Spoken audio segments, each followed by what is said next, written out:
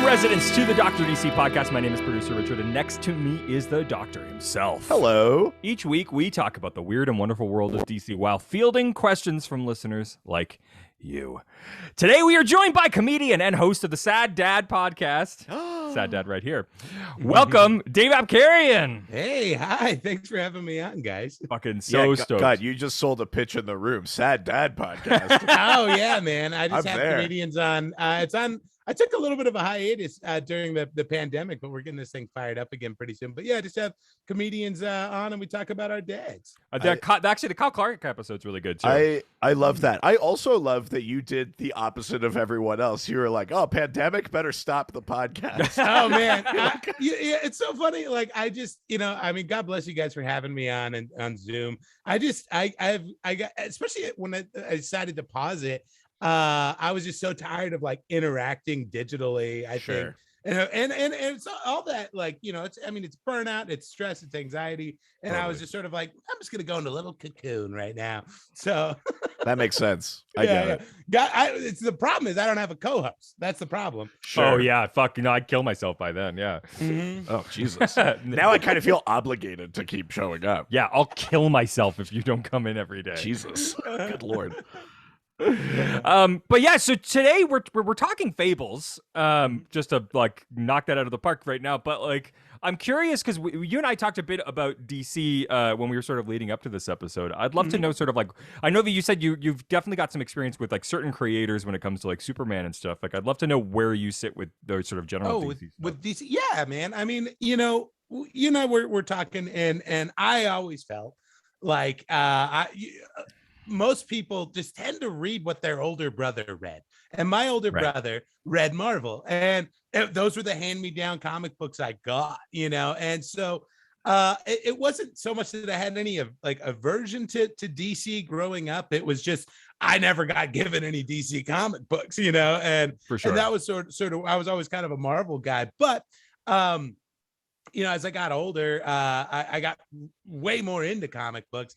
And if you're reading the fucking hype beast machine that was Wizard magazine, you could not avoid the Batman Hush storyline, or even before that, the Superman died, there were like, and that's one thing DC was always, I feel like maybe a little bit better than was their big moments. They hyped the shit out of them, dude. When Superman died, like, people were all over that, man. Like, people, my dad was like, we gotta go get, we gotta get you, this is gonna put you through college, like, and, no, and even like, before that you had Crisis, and like, and I got probably, I read a lot of Batman. I read a lot of it was dependent on the creator, so if it's a Frank Miller joint, I'm there. And like, fucking All-Star Batman was absolutely insane. It's such a we were just making fun of that the other day.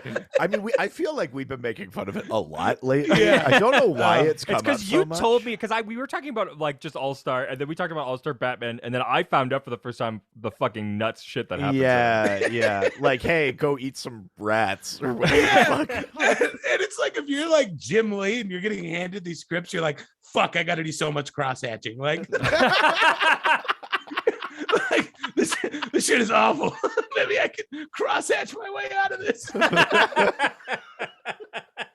He's the real casualty of that book. But yeah, so I love it. It's great. I do feel like in the 90s again, which I'm 35, so that's a pretty pivotal. Us too. Yeah. Okay. Oh, awesome. Yeah, I do. And maybe you guys, no offense to anybody who's a DC fan, I don't feel like DC was as cool in the 90s. Like, No. 80s, yes, I would say. It's tough for me to gauge because I was got in the when 90s. I was a kid, I was reading my dad's comics, kind of like those were my hand-me-downs. Yeah. But those are all from the 60s and 70s. Yeah. Mm-hmm. And then I wasn't really getting new comics at the time in the 90s. It wasn't until I was like an adult I started going back and getting stuff. So I've got like a weird I don't really, I'm not like in on the ground floor on that era, but like everyone was going extreme. That's what I mean. Shit Like DC was bad in the 90s, though. I feel like Marvel did some cool shit. Because you get Wally West Flash, Kyle Rayner, Green Lantern, like these things that were like people are like so attached to, like Connor Hawk, Green Arrow, like all of these. You get the Peter David Aquaman run, like with a hook hand. All these things that people have, like, for better or worse, this real strong emotional attachment to. Now, like, is Green Lantern as big just like say the name on a subway the way that like the X-Men are? Like, no. Right. So maybe just general popularity wise, it doesn't translate. But I feel like if you were reading comics, I don't know if there's like that much of a disparity between like the quality of 90s Marvel and the quality of 90s DC. You know what I mean? Yeah. I mean, I will say to DC's credit, though, I do feel like a lot of their 90s stuff aged a little bit better. When you had, you know, Marvel and Image trying to be these fucking edgelords, and like DC just couldn't quite. They tried, you know. I mean, they killed Superman and then brought him back with the mullet. And you're like, this is. Intense. I just started collecting all of the mullet issues. I just got to them all. Yeah, so funny. And so I think because they couldn't keep up with the, you know, what was trendy at the time, it actually lends itself to like aging better. You know, I mean, it doesn't seem so much a product of its time, and by proxy doesn't seem as dated, in my opinion. But totally. That being said, I've got enough fucking shiny comic books that say both of them fucking sucked in the 90s. So many foil covers, the embossed. I've got so many. I bought a bunch of comics recently, a collection from a guy from like this 50-year-old dude, and like all of it is 90s stuff, and it's just like 90% of it is just like fucking beveled, embossed, shiny, like 3D. Bunch of Hitman comics. So much fucking garbage. So I mean, we're even right now we're talking a lot about kind of like mainline DC stuff. Obviously, we're talking Fables today, but did you get like hooked on the Vertigo train? Because I know a lot of other people we talked to, including Kyle, our mutual friend, was kind of like also more maybe familiar with Marvel, and then was like, wait, DC's got what going on? And it was like the Vertigo stuff that kind of like sophisticated kind of comics that that kind of hooked them in. Is that sort of true for you too? Or I mean, I think for me, like when, you know, kind of growing up, when I started really getting into comics, probably about like end of junior high, beginning of high school. And you know, like I at that point, like I said, I had gotten a lot of hand-me-down comics from my older brother, but he wasn't like super into comics. He like grew out of it. And so I kind of had to like, in a weird way, like forge my own way and kind of create my own understanding of how I wanted to enjoy this medium. And in doing that, like, again, like I feel like Wizard magazine kind of has a bit of a checkered, like I feel like they've tarnished their reputation, but at the time it was even if it was a for sale magazine to the, you know, I mean, they're going to push whatever you pay them. It did kind of open me up to stuff, and then just spending a lot of time at my local comic shop. I mean, here in Fresno, there's this place called Heroes. It's run by this guy named also Dave, and he was great, man. And so I would tell him stuff, and he'd be like, "Well, you got to read Watchmen. Like, read the Watchmen." Like, and Watchmen just blew the doors open. Like, it was like, oh, like there's a lot more to this than I thought, you know. And so, you know, after that, it was just like, I kind of have, I mean, maybe it lends itself to being a comedian, but like I had this sort of, and at the time too, I was playing in and out of punk rock bands. So like the idea of mainstream was not cool, you know? So like what's underneath that? And then that's where you get to like Vertigo, you know? I mean, Vertigo is right underneath the mainstream, but it's still got great production value, great writers, great art, you know? So it was just like the perfect, like, as I'm going through this edgy emo phase, fucking Vertigo, bro. Vertigo's right there. Sandman's just opening up his arms for you. It's right there, you know. And so I am grateful for that, because it opened me up to a lot of great books. Sandman, Why the Last Man, you know, and then eventually I got to Fables, and Fables was great. Totally. Do you find that you're reading anymore? Like, I know you've got a kid and shit, so it's probably harder, but yeah, you know, it's tough. I'm not reading as much as I used to. I mean, there Totally. there is still stuff I pick up, especially in the indie space. Like, like I read a lot of. Well, I started reading Something Is Killing the Children.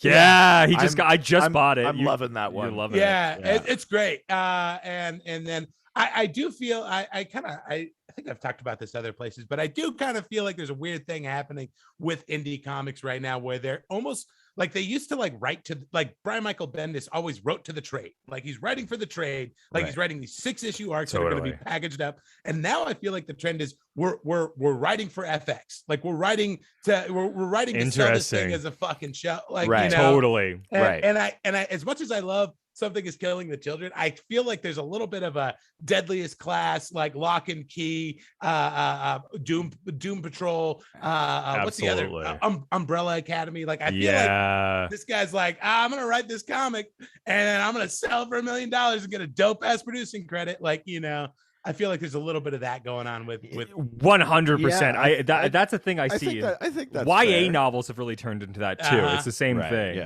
Yeah. To the point where you could write a YA novel and like name your character and then be like, Chris Hemsworth type. Yeah. So you could just put all the casting notes in the yeah. And so like I think like my I guess I am still consuming a lot of media. Like I really like I've really opened up Paw Patrol, Bob the Builder. Hey, all that shit. Don't you fucking knock it. I now know so much of the lore of Trolls, My Little Pony, Paw Patrol. I keep pitching an episode where Chase has to go on administrative leave for violently putting down a protest. But that's great. Yeah, I love it. So yeah, I guess I don't know. I went through last summer. I went through like a French comics phase. So I was reading a lot of like Tintin. Yeah, Tintin. Oh, really? have you ever read? Oh yeah, Asterix and Obelix, totally. Have you ever read Sherman? Sherman's like a film noir kind of French comic. I've got a couple of volumes of it, but yeah. Oh, I love it. Yeah.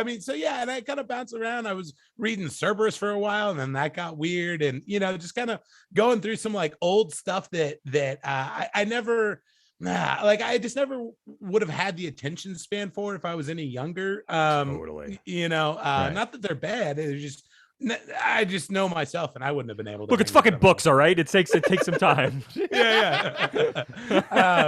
Yeah. So, my relationship has definitely changed. I read less, but when I do read, I try to make it something meaningful, if that makes any sense. So that's kind of where I'm at now. Fuck yeah, dude. Where so tell me a bit about your like Fables. Like how did you get into Fables and like you got a fucking tattoo, right? So yeah, I do. I the cover for real? That's tight. Yeah, the cover of issue number 69. I don't know if you can see it in it's a little hard. Holy shit. Yeah. Which issue? It's issue number 69. That wasn't planned, it just happened. Nice. But their fucking cover artist, James Jean, is a beast, dude. Like he's such a phenomenal artist. Yeah, I think he did all of them too. Wow. I honestly don't know how I stumbled into Fables to start. And especially like, 'cause I really wanted to like reread the series coming into this, but I got busy with work. That's a lot of books, dude. It's That's a lot. so much. It's like 17 volumes. I don't know, but and especially because if you read the first volume, like it is so fucking boring. Like it's a fucking.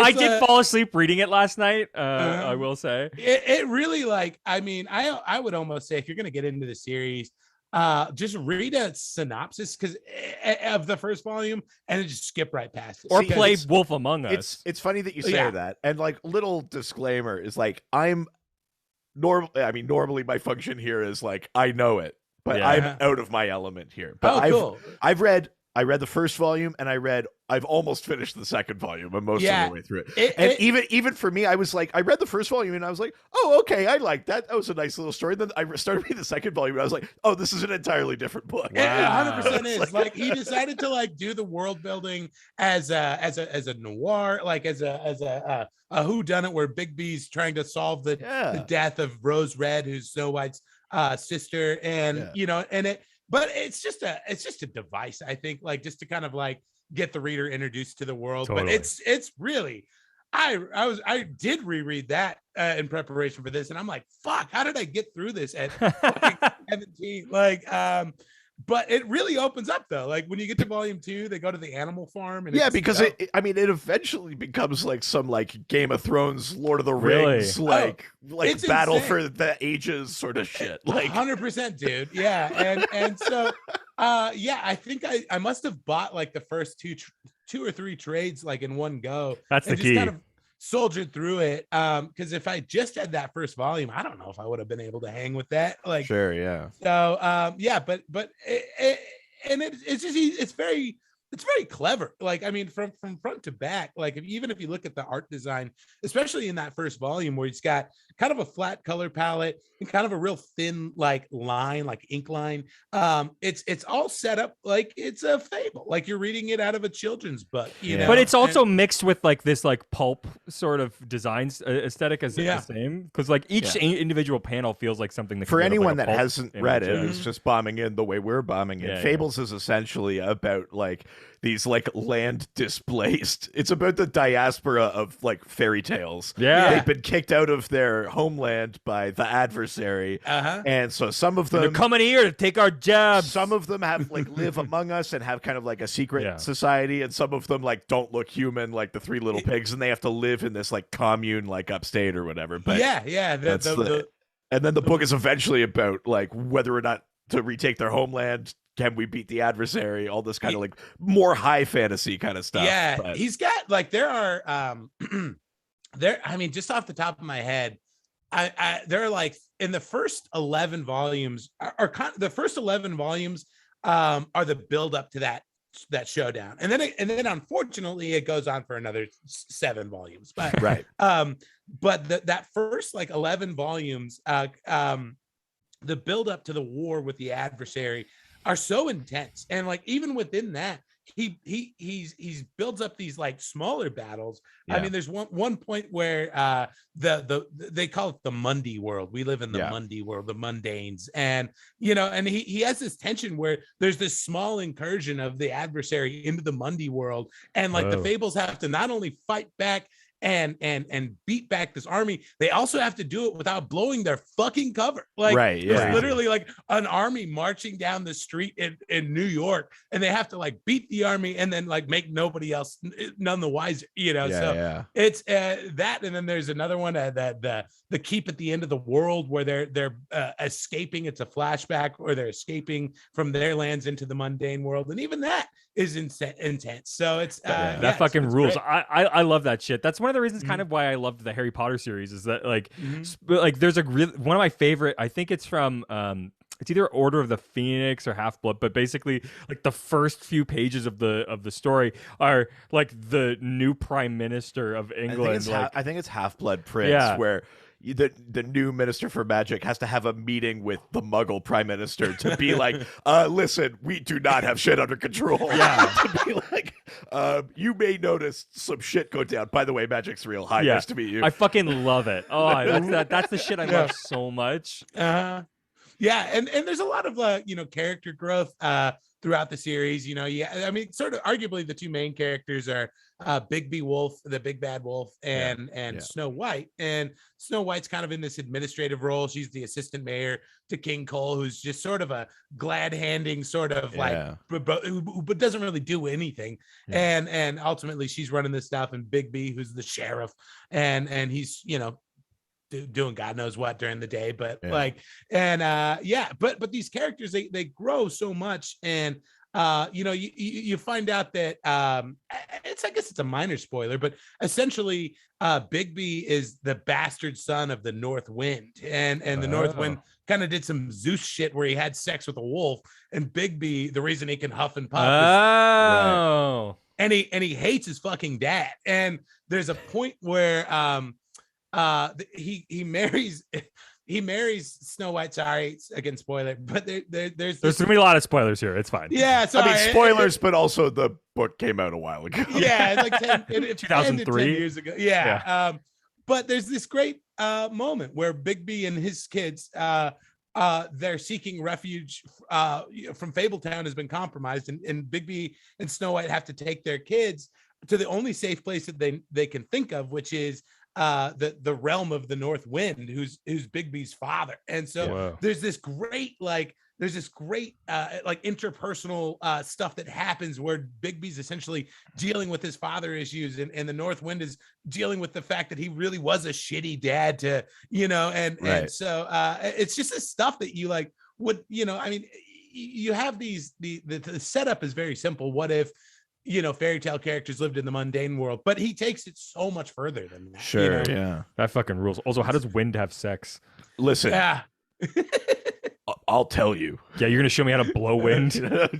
Okay. Can I? This is a thing that has been stuck in my head for a decade. So, please. So there are. This is just okay. When Bigby and Snow White have children, they have these sort of like half dog. Yeah, they can they look like kids, but they can also transform into wolves and like werewolves, and they can fly because they have these there are these beings called zephyrs, which are beings made of the wind, and they have like 8 kids, but there are only ever 7 kids shown, and it's because Snow White is the only one that's privy to, and maybe Bigby, I'm not sure, I can't remember if Bigby knows, but she birthed a zephyr. Like one of the children is a zephyr, right? And which is cool. Like, I mean, it's a kind of an interesting dynamic because this zephyr goes unchecked for a while and actually kills a couple of people. Like, and so like they kind of like have to quietly like wrangle their invisible child. Got a real Kylo Ren situation. Yeah. But the idea that this fucking being of pure air came out of her pussy. She queefed a child. It's a living queef, and like I've had nobody to tell that to. Well, this is the perfect place to say you're that. on the right show. Yeah. I mean, I don't know how we're gonna top the living queef, but and we just let that happen. Like nobody, I don't know. All right, well, I don't know if try. we have a question about it, but about living queef. But just in general. But at some point, I do want us to dive into a bunch of like the weird sex shit there is in this book. Yeah, there is some weird sex shit for sure. Yeah, they must have done a doggy style at least. Woof. Yeah. Hey-o. All right, let's get into the questions. Sure, let's do it. Which means we're going over to Facebook. Go to the face and the book. Go to the Facebook. First question from Facebook comes from Felicia Bailey Cashin, who asks, I haven't read the actual comics, but I fell in love with the Telltale game, The Wolf Among Us. Have you guys played it? If you have, what did you think of it? What do you think, Dave? Oh man, I played I think I played the first few chapters, and I loved it, man. Like especially at the time, like Fables has always been sort of the bastard child of Vertigo and DC. Like the idea that it was getting this like game release, like for so long, that series just felt like this secret that I had that, like, and not by choice. It was just nobody cared. And so the idea that this thing got this fucking video game release on, to the mainstream, and it had a dope ass intro, like a vaporwave intro of so Big good. Wolf. Good, man. And so I really enjoyed it. I was never a big fan of like the Telltale games in general, and and so that was my only kind of turn off to it, was all of the game stuff. But I mean I loved that it was kind of getting some attention, and so I really dug it. Did you ever play that one? Yeah, I mean, I think I'm in sort of the same boat as Dave. I played the first couple, maybe. I know my wife really loved it, and we played the first few of them, and then it was one of those things where like they kept delaying the release of the other stuff, and then it was just they just kept waiting, and then so we just sort of forgot about it and moved on to a bunch of other stuff. But I did like it. I do believe that there was some like changes though, and even from reading the like first volume, it feels like I'm like, well, this feels different than exactly what I remember reading. Did you bump up against that or anything, Dave? Yeah, I mean, they dedefinitely, I think it's one of those things where they sort of take some liberties for the sake of the game narrative. And I mean, I will say that there's a moment really early on in the first, I think it's the first chapter, where you get to walk around the business office of Fabletown, which is really cool in the comics. I mean, if you've read the first volume, but like every one of those panels that it appears in the comic, you're like looking at all the details and trying to figure stuff out. And so it was really cool to be able to like experience that in a digital space like that. And Hell that's rad. Fucking rad. What about you? I don't think I have played that one. I've played some Telltale games, I wonder how but many I don't think released. I've played Wolf Among Us. I've played I think Batman one. I've played like I think they oh shit. I don't know what else I've played of there. I don't think I've played that one though, because honestly, I was reading this book and it it was not ringing bells. It wasn't like I was like, oh, that thing. I was just like, oh, cool, something brand new. Yeah. I think they actually did like 2 volumes of it where they did their 5 episodes and then they completed that story arc and then did another one. So they did 5 at least. So that's cool as hell. I was always like familiar that game was out there, but I think it's just one I kind of just missed, you know? Yeah, I think that it's it was really, I remember it being really like interested in it and knowing that it was based off of these books. It was something that I always wanted to get into. Yeah. For sure. Yeah, it was great. All right, let's go to the next question. We're leaving Facebook and we're heading over to Twitter. Twitter. First question from Twitter comes from Alex Jaffe, who asks, Bill Wingham has said many times that Fables is meant to be a pro-Israel allegory of the Israel-Palestine conflict. At one point, Big B Wolf even makes this connection explicitly in text. How does that message hold up? Holy shit! Yeah, I'll say that, like, when I first read that series, I was so glad I didn't know that, like, because it would have really fucked this story up for me. But yeah, I mean, I mean, for sure, like speaking in broad strokes, yeah. I mean, you have a people that are displaced that are trying to get their homeland back, for sure. Like, how much deeper it goes than that, and that specific Big B quote, I don't recall it, but I don't doubt that it's in there, and I think that just washed right over me. Like, I've got a question because I'm only a couple of volumes in, so I obviously haven't seen. Are you going to ask if they come back and they're like, "No, this is our land"? No, I was just I haven't seen the whole arc of it, but in the second volume, you learn about this like kind of violent revolution that is fomenting at the farm, where the non-humanoid Fables are like, this is bullshit, we're stuck here. Yeah. Because we can't afford it. But they're in a very specific area, and Snow White is like, you have all this space. And that, to me, I was like, we're supposed to be on the Fables side, but this feels like in the Mundy world, Snow White is Israel, and the farm are the Palestinians. Oh, interesting. And the book is trying to make you think they're the bad guys for wanting to fight to get out of this little enclosed prison, basically, that they're stuck it's like a in. reservation. But is that the way you read it, or are all of them Israel and you're not supposed to think they're the bad guys, but they are using violence to get their land back? Well, for sure. I mean, it's that particular, that the farm, you know, and just for context, but if anybody listening is not familiar with the series, there's Fabletown, which is in New York. It's this massive apartment building where all of the humanoid and human passing fables live. And then there's the farm, and the farm is the 3 little pigs, the giants, trolls, you know, every magical being that just could not pass for human walking down the street, or can't afford to get like, or can't afford like a glamour charm or something. And that's a big thing, is like there's a ton of magic. There's the witches of the 13th floor, which are like causing a massive glamour both on the farm and on Fabletown. To cover, Fabletown is mostly passing. You could walk right by and not think much of it. But yeah, you know, I mean, I understand the animal. There's this whole Animal Farm story arc where the animals are rising up, and you get that, man. But at the same time, it's like, what the fuck what are we supposed to do? Like, you know, like what? Like we can't have these magical beings walking around in the mundane world. So it really, like, it goes back and forth, you know, as the reader, for me anyway. Like, I mean, I definitely see both sides of this thing, and ultimately Snow White's just trying to keep these creatures safe, and it's shitty though, man. It's a bad situation. It is funny though, because you were saying you're glad you didn't know that going in. I knew that question was in there and then was reading. Yeah. And so then I was like, okay, wait a minute.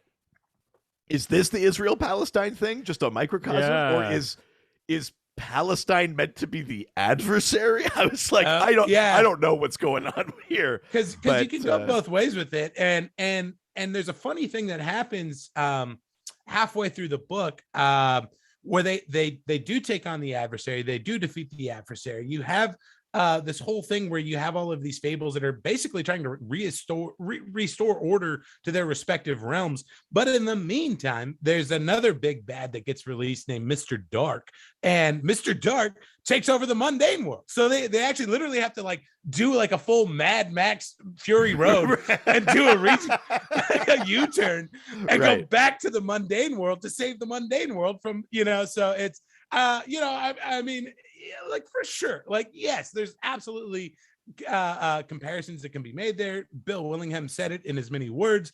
I think if you just pulled that quote out of your head, you could, it wouldn't bug you too much, I think you think you could read it without thinking that that's what it is. If you didn't go in knowing that. It's so clunky because the whole fucking Israel-Palestine thing is that like it's like the Jews left and then came back and were like, this is our land, and so like, I mean, not even that, just the third party, Britain, was like, well, Palestine's not using it, and Palestine was like, wait, what? But it's not like Palestine didn't come invade Israel and kick them out and then they came but that's why like it's clunky, like it doesn't work, is what I'm saying. Yeah. I mean, I think, guys, we're gonna solve this Israel-Palestine thing today. You know what? We're doing other questions aside. We gotta find a two-state solution. All right, let's go to the next question. Coming to us from the lesbian of many names, who asks, issues 50 to 54 of the Unwritten, another Vertigo series, take place in the world of Fables. Does this crossover have any effect on the larger Fables world? Are there any notable crossovers? They actually have a whole volume that is like Fables crossovers. I think I had no idea the Unwritten was that. I think I may even have an Unwritten, but I saw it recently and I didn't realize that there's that was part a bunch of random single issues of the Unwritten at the used bookstore. Yeah. There's a bunch of trades at our comic book store. I don't know anything about that series though either. Yeah. I saw that question, and I didn't read the Unwritten at all. I can't even tell you what the Unwritten is about. I kind of want to check it out now. I had no idea. But so what I did was I looked at when those issues were published. I think it was somewhere around 2013 is what I saw. And so I have all the volumes of Fables, and I kind of dove into Fables around that time to see if there was any, and I didn't see any like right out of the gate. I could be totally wrong. The series at that point is kind of focusing on some other stuff like that's not related to Fabletown. So it does mention that there's a character named Mr. Dark who crosses over into that Unwritten stuff. Mr. Dark at the time was like the big bad. So I also looked it up because I wouldn't know otherwise, and I read a thing that maybe it's like non-canon, like they end up in a world that is extremely similar to but not exactly Fables. Really? Is kind of, that's the thing I found online. I don't know how specifically accurate that is or not, but that was the thing that I saw for that. Mr. Dark is he's an interesting character in that I really didn't like him. He really kind of ruined the series for me in a lot of ways, just because the adversary and the build up to the adversary were so good. And Mr. Dark just seemingly comes out of nowhere, and he's this like massive threat, and it just feels very unearned, the level of threat that he presents to the Fables. But there are so many parallels to Mr. Dark and like the last big Venom story arc, which involved Null. Oh, is that like the God symbiote? Yeah, the God symbiote. And I'm like, they did they steal this from Fables? Like there's so Right. I'm like, there's so many parallels to like how Null and how Mr. Dark operate that I'm like, no, I don't know, man. It's just like, it's really like, it's weird to see. And I was like, man, I think they ganked Fables. Like Marvel totally stole this idea. Interesting. Well, that's fun. Yeah, I had no idea. Yeah, I was just trying to read it, and there's like a lot of comparables to like Harry Potter that are being made with the Unwritten. Nice. But yeah, it seems like a pretty loose crossover. Yeah, sure. yeah, I think so.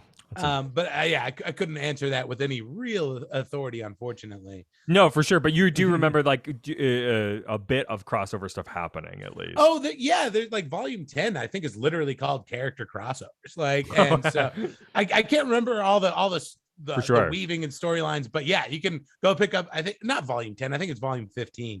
It literally is character Fables crossovers. And so that's cool as hell. Yeah. That's awesome. All right, let's go to the next question from our favorite religious representative, Chris Chan. That's Chris Chan, who asks, does the writer's conservative views shine through in Fables? Is he like a notable conservative dude? Well, I mean, other than being pro, Yeah, wow, yeah. Yeah, I had to research this a little bit too. It's definitely one of those. Yeah, it's always that shitty thing, like separating the artist from the art. And, sure. And it's like 100% like looking into it, because I didn't know that until I kind of like browsed some of the questions being asked. Yeah.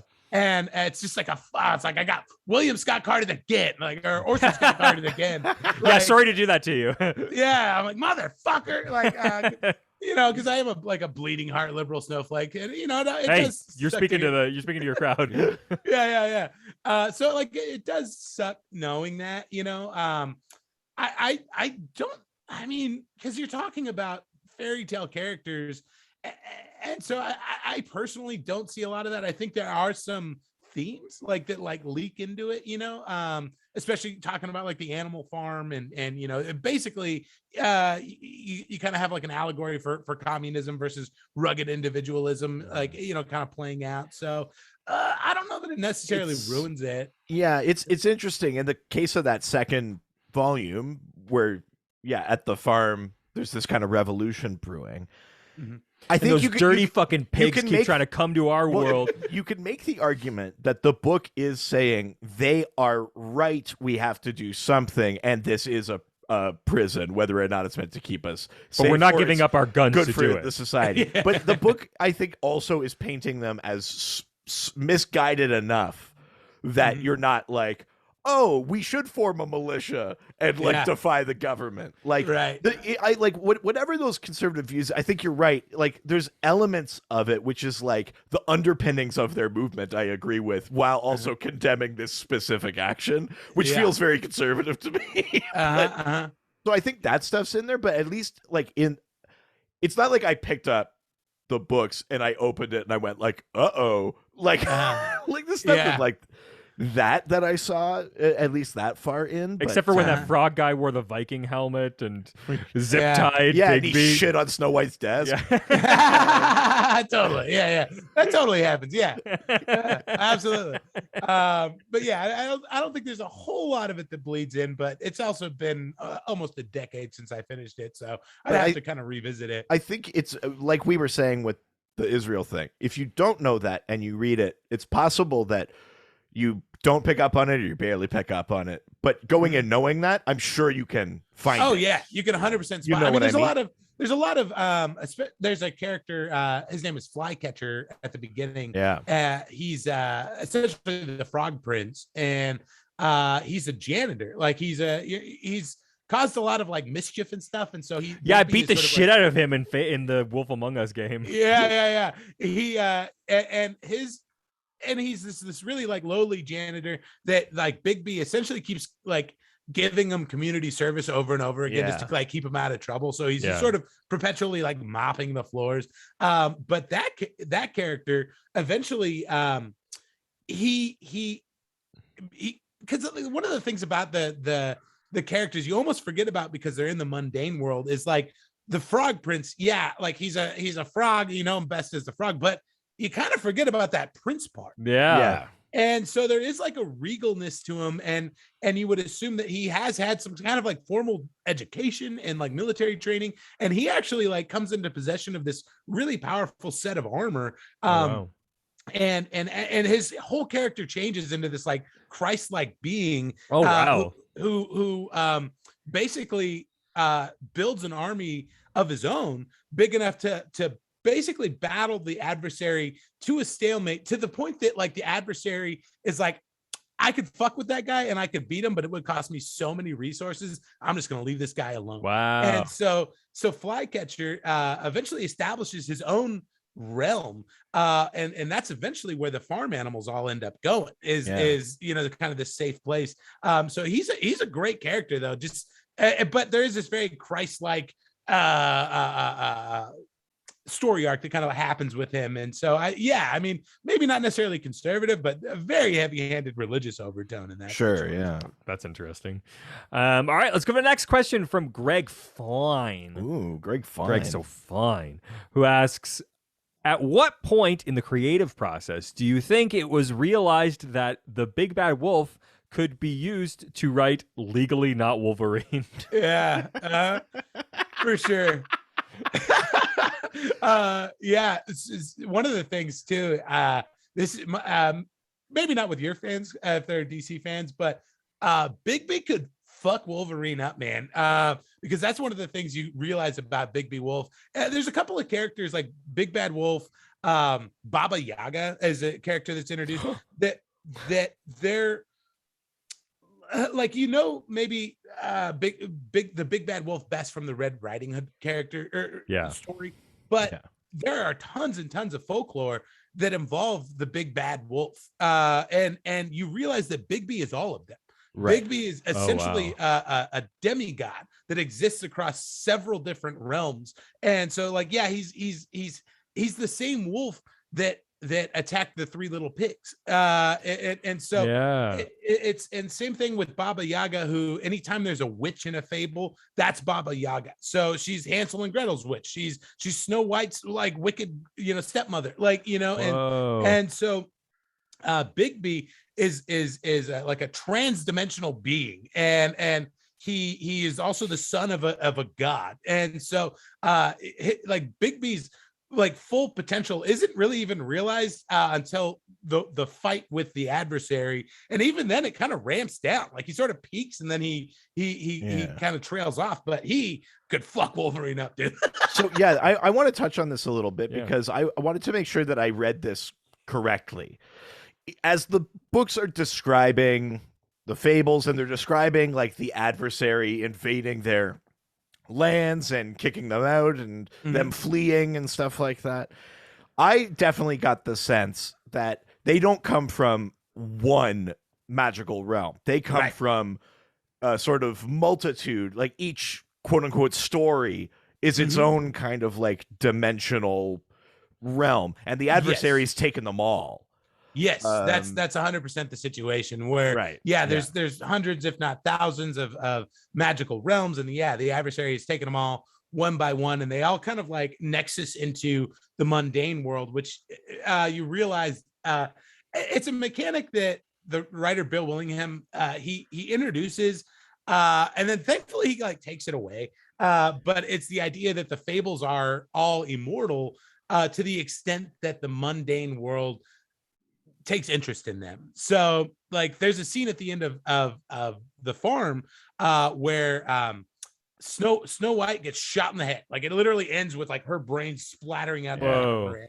And then the next volume, she's got a bandage around her head and she's like, I'm doing better. Like, you know, but she's walking around with a cane, and she eventually gets, but so it's the mundane world is sort of the nexus for all of these realities, and they're all, it essentially powers all of Fabledom. And I never liked that. I never liked that, and it was never introduced with any of the other characters that die. Like so many other characters die. And one of the little pigs gets fucking beheaded. Yeah, he gets beheaded and puts his head on like a pike. Yeah. Shere Khan gets like shot in the face. Yeah. And there's another really sad one during that, I mentioned that sort of that small war, that incursion of the adversary, where the Fabletown's defending itself. The mother bear of the Oh shit. three bears dies, like, so Papa Bear and Baby Bear are like having to like bury their Oh my their God. mother bear. It's really sad. Like, you really kind of feel for it. So yeah, he makes you care about these characters, but for some reason Snow White was the only one that died and then came back. Right. Crazy. All right, let's leave Twitter and head on over to Reddit, Where everyone's nice and no one's ever mean. nope, everybody's really nice on Reddit. All right, first question comes from Tone DX 2049, who asks, I've been curious on getting into Fables. Is there a starting point you would recommend, or could I just hop in at whatever cover catches my eye? I mean, we've already talked about maybe the first one is not the best way. Well, Yeah. I mean, because it's not. Well, sorry, I shouldn't say that. There are spin-off books and things like that. It is kind of like a universe of things, but it's way more still contained than like Marvel or DC or what, you know what I mean? Yeah, so, I mean you can just start at the beginning. Totally. But are there other places where you think, like, in the course of the story it does a good enough job kind of recapping or catching you up a bit? No. But I mean, I would just say, I would say, like we talked about earlier, I would say, unless you're really, really like wanting to fucking just dig into this world, you can kind of skip volume 1. Like you kind of, you kind of get an idea of the players, Big Bad Wolf, Snow White, it literally just really kind of like sets the table. I don't feel like he needed to take 6 issues to do it, though, is my whole thing. And then it ultimately turns into like a Gone Girl situation. So like there's nothing about it that it's going to do that you haven't seen before. And I would say start at the front. And then volume 3, I think there's a big battle in volume 3. So I would say, if you're really, really committed to the series and really want to dig into it, go start at volume 1. But in my opinion, just read synopsis and just get an idea of the characters. And he summarizes at the beginning of every volume. There's literally like a graph, like a headshot of every single character, and he tells you like what this character, who this character is, and what they've been doing. So and even each issue kind of has like a very quick synopsis of like, the Fables were kicked out by the adversary, blah blah blah blah blah, and now here we are. Oh, kind okay. of thing. Yeah, So- yeah, I guess that makes sense. wait, so do you guys know who the adversary is? I don't. I do. Yeah. I don't. You do? Oh, I I'm not do. gonna spoil that. I'm not gonna tell you that. I think there might be a question that. Well, I don't know if there's a question that spoils it. We might spoil it, but I'm hanging on to it for now. If it comes up organically, I'll we can tell you. But Interesting. Also, play the game. Like, it's a great way to get into it. That's probably a better like storytelling than maybe that first volume is. Yeah, so I'm the only one that was into the first volume then. Huh? No, I read it. I know what happens. It's so slow. dense. It's slow. And there's a lot of words. Yeah. A lot of text, man. It's a lot of lore, baby. Yeah, well, of course. Yeah, there you go. Because, I want to learn how their magic currency works. Oh, magic costs money? Tell me more. It was... Prince... I got to talk about a scene that really stood out to me. This is a prelude to all that I want to say about sex in this book. But there's a scene in the first volume where Prince Charming is taken home just like a Mundy waitress. Yeah. And they're hooking up. And she's going like, oh, yeah, right there. And he's going, yes, I'm a great fencer. Parry, riposte. Yes. And she's going, yeah, I don't know what riposte means, but keep going. It's like, it's not turning her off. And that is how you know it's a fairy tale. Yeah. He literally says the phrase coxmanship. Yes. Yeah, I believe that a swordsman should work on his coxmanship or something like that. Yeah. Should be as good as his cockmanship. So fucking funny. It's ridiculous. So, and he actually plays a fairly big role later on in the series, because he's actually, again, going back to that idea that they're these characters sort of like are almost like avatars. Prince Charming is the same Prince Charming in every story. So he was married first to Snow White, and then he married Cinderella. Yeah, that's right. Yeah. And so Snow White was his first wife, and so there's some, they kind of talk about that a little bit, but yeah, he's essentially the Prince Charming from every single story, and he's a real son of a bitch, man. Yeah, and, he is. Yeah. Yeah, and we don't talk about how fucking Snow White got cleaned out by a bunch of dwarves. Yes, that's right. You're told not to talk about that. I gotta say, Snow White was giving me strong Lois Lane energy, and I was feeling it. Oh yeah, 100%. Yeah, but like even down to like design. Yeah. Just like the like a full of moxie businesswoman. I'm running the show. Keep describing it. Yeah, I have a boss, but like I'm really the one that's like keeping this thing on the rails. Like he's very precious with Snow White too in the writing. Like I said, she's essentially the main character. She dies, she comes back, and then one of the most fucking ridiculous things is at the very end of the series, Snow White's, I forget, she gets gravely injured to the point like she's got a broken arm. Yeah. And there's this one character who sort of starts off the series as kind of a side character that doesn't get mentioned much. She's overlooked a lot. I can't even remember who it was, but this character kind of comes into her own, gets this like magic power armor and a magic sword that is the greatest sword ever. And anybody that picks up the sword is suddenly the greatest swordsman. So is that the Vorpal sword? Is that one? Like the Alice in Wonderland one? It might be actually. Yeah. Like I said, I'm a little fuzzy on these details, but there's a point where Snow White draws a sword in her weakened state with a broken arm, and she goes toe to toe with this girl. And they're like, how the fuck does Snow White know how to fence? And it's like, and you eventually find out it's because she was married to Prince Charming, who was the greatest swordsman, and he taught her everything he knew. And I'm like, a coxman. And a coxman. But it's like, what some fucking plot armor is this, man? Like there are so many harrowing situations in this series where Snow White is completely defensive, and you're telling me she was never able to do this? This is bullshit. Like, it's literally like the last volume. Even in the first volume, they go, like she gets that sword, the Vorpal sword. Yeah, the Vorpal sword, and they're like, Big V is like, you're not gonna be able to fucking defend yourself. She's like, like this guy's such a good, like Bluebeard's such a great swordsman, and she's like, that's fine. I just need to maybe hit him once because this is a 1-kill sword. Yeah, that's right. Like, but she's carrying it really cavalierly, and Big B's like, be fucking careful, you'll kill yourself. Like, so funny. It's great. So it's just it was a very like it was just too convenient for my taste that suddenly she's a badass with the sword. It's never come up before. Yeah, fully agree. That's bullshit.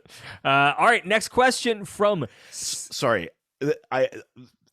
I'm backing up a little bit. This isn't fully an answer to the can you see the conservatism in the thing, but there were a few moments, and it's tied to the sex stuff I want to talk about. There were a few moments where stuff was happening, and like comics have evolved, they've changed since these issues were being written. But if I saw them in a comic now, I would immediately identify it as like Comicsgate. Like I would know it's them. And the one that's really standing out to me is there's a scene where Snow White and her sister Rose Red are staying in this place, and they've got to like share a bed or whatever. And Snow White's like, whatever, I know you hate me, but we got to share a room. They don't have like extra rooms or whatever. And Rose Red says something like, that's when we were kids. Like, I don't want to do that now. Even if I could get past the incest thing, you're not my type. But it's like, that's not how sisters talk. Sisters don't do this. And then while that's happening, Snow White is like, doesn't acknowledge how gross that comment is, and then takes her bra off or whatever. Like, it's like that thing, it's like it's like the writer and artist are behind the peephole, like looking into the locker room, kind of like the fucking whole thing feels like Revenge of the Nerds, where it's like, I bet this is how these fucking hotties talk to each other. I don't know, man. I don't know. Yeah. It's tough revisiting some of that, especially from like that early 2000s. Like I reread a while back The Boys, and like The Boys is like 2004 woke, where it's like it's like, yeah, he's gay, and I got no problem with it as long as he's not hitting on me. Like, Yeah. and it's like that was fucking progressive for 2003 or 4 or whatever it was. Yeah. And they're still, they're still saying all sorts of slurs, but yeah, it's that early 2000s era was kind of a tough read sometimes. Yeah, and it's totally an era thing, but that's definitely like, it's not explicitly conservatism, but it's like, I get the little warning thing, or that bit where they're like, hey, Snow White, I bet you got railed out by those fucking dwarves or whatever. Yeah. Where it's like, why did you say that? Just because it's snow, like, why would you say that? Right. Just totally making light of this woman's sexual trauma. Like, yeah, I don't think you can do that now. Like, and you wouldn't do that now. Because, know, it's fucked up, man. Yeah, absolutely. All right. Next question comes from Cynics79, who asks, I want to like this book. Why don't I like this book? I've only read the first 2 traits, but I just can't go on. It feels like it wants to be many different things at once. Typical 90s style Vertigo meets Raymond Chandler meets a really boring romance novel filled with lazy plotting, terrible characterization, and a dodgy writer with questionable politics. Was the run that popular and lauded it in its time, or has it built a cult following post-run? And if it's the latter, why don't I like this book? Tell me, form my opinion for me, because I'm lazy and would rather hear my thoughts developed and fed to me via the best comics podcast out there. That's both sweet and aggressive. Yeah. You are our fan. They came in hot and then they reeled it back. Yeah. Who's that sound like? What? I mean, it's hard to answer this question, right? Like, because I struggled a bit with the first volume, but I could see the value in it. Well, but also it's coming back to a thing Dave said off the top, where, like, Fables clearly, it ran for 150, 160 issues. Like, it didn't get canceled. You know what I mean? There's a run, but it's not. It doesn't seem to have as wide a footprint as Sandman, Hellblazer, like the other Vertigo shit. You know what I mean? Like, even like, I feel like I've heard more people talk about like Shade the Changing Man than Fables. That Peter Milligan, run. Yeah. So what do you think it is about this book?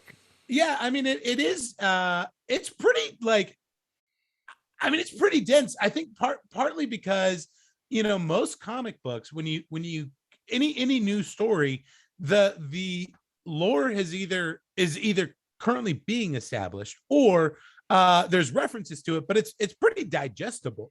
But when you get into something like Fables, which is based on stuff that has hundreds of years of folklore, it's like, well, like, wait, who's Bluebeard? Like, is he like a pirate? Like, who the fuck is that? Like, and so it's like, the Disney ones are easy to pick up on, but some of the more obscure ones where you're like, well, what the fuck is a Baba Yaga? Like, I don't know. Right. And so I think there is a wall there that you kind of have to push through in the first few volumes, but you get it eventually, and you realize the stakes.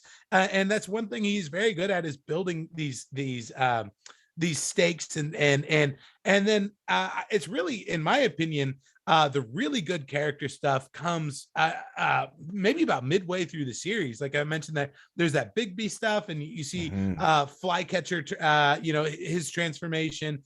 You see Cinderella become a covert secret agent who's like pulling off missions all over. Right? Yeah, because she's the one who is like fighting with Bluebeard. She's training with Bluebeard. Yeah, and so. So yeah, I mean, it is like, and he doesn't like spoon feed anything to you. Like, it's like, oh, I guess I gotta open Wikipedia to like find out who this obscure character is. Like, I had to do with Bluebeard. It's true. I feel almost like if this book were being written today, everyone would always have like a little caption thing where you'd see them come on screen and it'd be like, Boy Blue, he's from this. Like, yeah. Well, if it was written today, it would be that fucking video game. The what, Ready Player One? No. The video game, the one with all the Disney shit inside of it. Oh, fucking Kingdom Hearts. Yeah, it'd be Kingdom Hearts. Yeah. 100%. So yeah, it is kind of tough to kind of soldier through.